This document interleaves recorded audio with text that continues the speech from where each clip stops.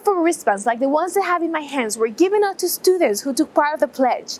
The color represented the area of their mental health they wanted to improve. After showing the ID card, students can grab a bag and look for the products that they need.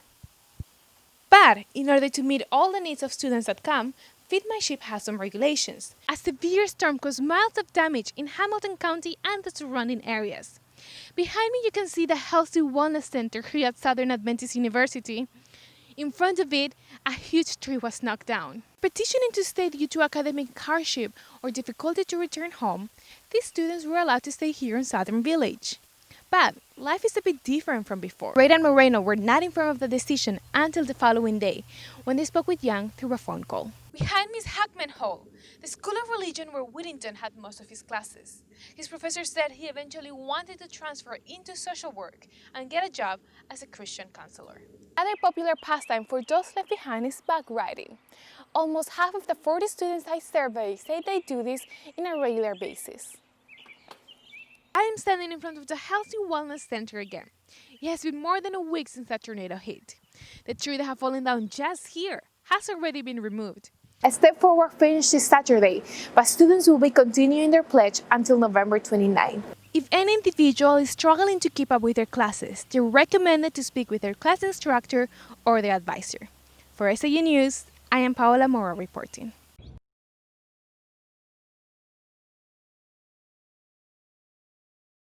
Feed My Sheep is Southern's food pantry. It was started back in 2013 by two social work master's students. The mission of this food bank is to fight food insecurity on campus and help those students who do not know where their next meal will come from. Social work senior and Feed My Sheep intern Angelica Rodriguez says this food pantry reflects the values of a Christian campus. That caring aspect that we see in the Bible over and over and over again, like with the Good Samaritan and, just even him with his disciples, I believe the food pantry is that as well. We're meeting people where they are, no matter their situation. Though confined to a small room, Feed My Sheep offers a variety of products. There are canned goods like beans and soups, ramen noodles, and even baby formula. Located between the Village Market and the Improv Room, Feed My Sheep is open to all students. The only requirement is to present a student ID card. After showing the ID card, students can grab a bag and look for the products that they need. But in order to meet all the needs of students that come, Feed My Sheep has some regulations. These include things such as 1 visit per week and a limit in the amount of products a student can take. Labels on the shelf show the limits allowed per product.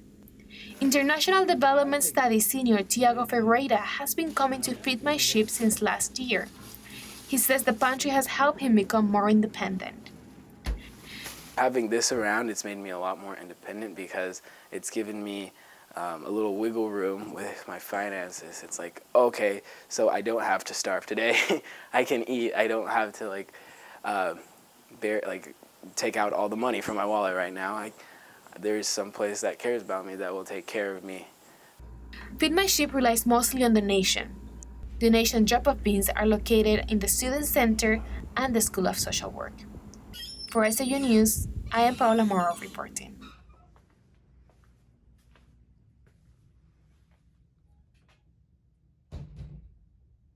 A severe storm caused miles of damage in Hamilton County and the surrounding areas. Behind me you can see the Healthy Wellness Center here at Southern Adventist University. In front of it, a huge tree was knocked down. The thunderstorm spread to the south the night of April 12. Though it caused damage and flooding, the biggest destruction came from the F3 tornado that followed it. The tornado disrupted Collegedale left Southern's campus with fallen trees and debris to clean up, but there was minimal structural damage to the university. Due to a widespread outage of power and Wi-Fi, Southern canceled online classes for that entire week. Pastoral Care Junior Omar Barbosa lives by Winding Creek, a university-owned housing near campus. Barbosa had to work the night of the storm. She was shocked at what she saw the next morning when she came back to her apartment.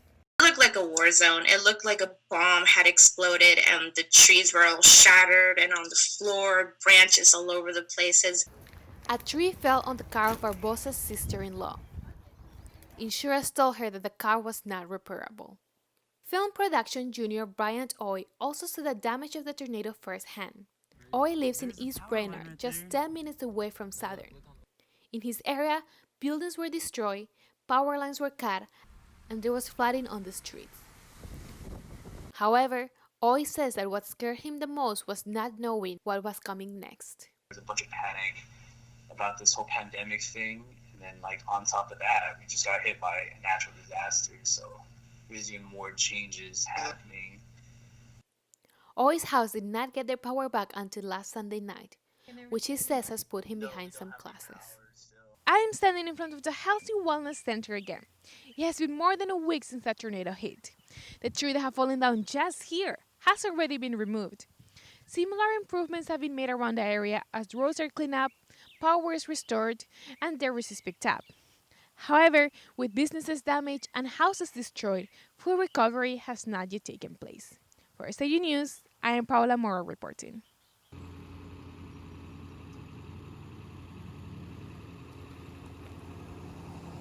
Chris Whittington came to Southern in 2016 from Bowling Green, Kentucky. He enrolled as a religious studies major and took classes with SALT, an evangelism training program. Those who knew him said he had a big passion to share his faith. On a Facebook blog, he wrote, "I feel one of the most important things we can do is share the message of Jesus." But besides evangelism, Whittington wanted to serve others. Behind Miss Hackman Hall, the School of Religion where Whittington had most of his classes. His professor said he eventually wanted to transfer into social work and get a job as a Christian counselor. He was sensitive, he cared about people, sometimes troubled, that was part of his experience.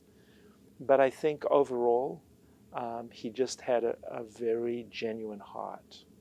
And what he wanted to do was to make a difference in the world. After Whittington missed an appointment last week, Collegedale police were called to check on him. They discovered his body in his University Drive apartment. Authorities are still investigating the cause of death, but say that no foul play is suspected. Whittington left behind his dog JJ, a Yorkshire Terrier, who is now in the loving care of Professor Parker's family. This campus tragedy may have left some students struggling with grief. University Counselor Tiffany Bartel says it is important for those students to seek help.